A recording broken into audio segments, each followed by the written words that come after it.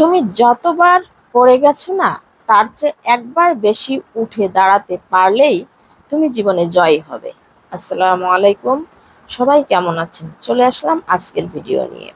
সকাল সকাল একটু চা বিস্কিট দিয়ে হালকা নাস্তা করে নিলাম। আজকে একটা তরকারি রান্না করব, সেটা হচ্ছে দুই এক ধরনের সবজি দিয়ে শুটকি একটা তরকারি রান্না করব, যেটা খুবই মজার হয়। আর সাথে অন্যান্য তরকারি রয়েছে সকালের রান্না। এজন্য আজকে কোনো মাছ মাংস খেতে ইচ্ছে করছে না। তো কাঁঠালে বিছিয়ে আলু এখানে অ্যাড করব, শুটকি, তারপর হচ্ছে বেগুন, আরও সবজি এখানে দেওয়া যায়। তো এই সবজিটা খেতে দারুণ মজার হয়। আর এগুলো একটু সুন্দর করে কষিয়ে নিয়েছি, শুটকি আগে ভুনা করে নিয়েছি, তারপর হচ্ছে আলু এবং এর সাথে শক্ত যে তরকারি যেগুলো, সেগুলো আমি কাঁঠালে বিচি আলু এগুলো কষিয়ে নিয়েছি। আর এগুলো সিদ্ধ হয়ে গেলে তখন আমি বেগুন দিয়ে দেবো, কারণ বেগুনটা একটু নরম থাকে। একটু উল্টে পাল্টে ভালোভাবে কষিয়ে তারপর একটু সিদ্ধ করে নেব। এখানে কোনো পানি অ্যাড করব না। আর বেগুনের গা থেকে যতটা পানি বের হবে, হালকা বের হবে, সেটা দিয়েই রান্না করে নেব। একদম তেলটা যখন ভেসে উঠবে তখনই হচ্ছে রান্না করে নেব, রান্না শেষ করে নেব। আর এদিক দিয়ে বেগুনের থেকে একটু পানিও বের হয়ে গিয়েছে, তো মাখা মাখা ভাবে আমি নামিয়ে নেব। খেতে কিন্তু দারুণ মজার হয় শুটকি দিয়ে বিভিন্ন ধরনের সবজি যদি রান্না করে নেন। এদিক দিয়ে আজকের আবহাওয়াটা মোটামুটি ভালো ছিল, হালকা রোদও ছিল।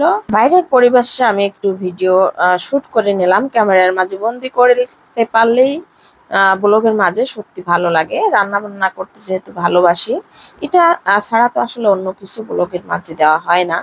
তো একটু বাইরের ব্যাকগ্রাউন্ডটা আমি একটু ভিডিও করে নিলাম। আর তারপর হচ্ছে বিকালের জন্য একটু নাস্তা বানিয়ে নিলাম, সেটা হচ্ছে গাজর এবং বরবটি দিয়ে নুডলস রান্না করব। বাচ্চাদের খুবই পছন্দের খাবার ম্যাগি নুডলসটা, বাচ্চারা পছন্দ করে যে কোনো সবজি দিয়ে, যার কারণে সবজিটা বাসায় সবসময় রাখতে হয়। আর অন্যদিকে সবজির সাথে আমি হচ্ছে একটা ডিম অ্যাড করব। আর এখানে মশলা ইউজ করব, মাঝে মাঝে চিকেন থাকলে সে অথবা গরুর মাংস, যে কোনো মাংস থাকলেও এই রোলসের ভিতরে দিলে খেতে কিন্তু অসাধারণ হয়। তো আসলে এখন আর মাংস ফ্রিজ থেকে বের করার সময় নেই, যার কারণে সবজি দিয়ে এই বাচ্চাদের রোলসটা রান্না করে নিব। আর এখানে আমি কাঁচামরিচ অ্যাড করি নাই, বাচ্চারা ঝাল কম খায়।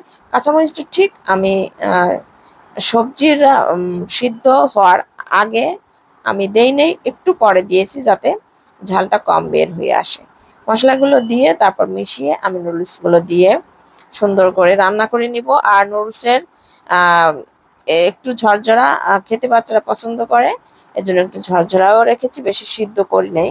অনেক সময় একটু লিকুইড নরম আকারে বাচ্চারা খেয়ে থাকে। একটা নুডলসের স্বাদ এক এক রকমের। আমি ভিডিও শুরুতে বলেছিলাম, তুমি যতবার পড়ে গেছো তার চেয়ে একবার বেশি উঠে দাঁড়াতে পারলেই তুমি জয়ী হবে।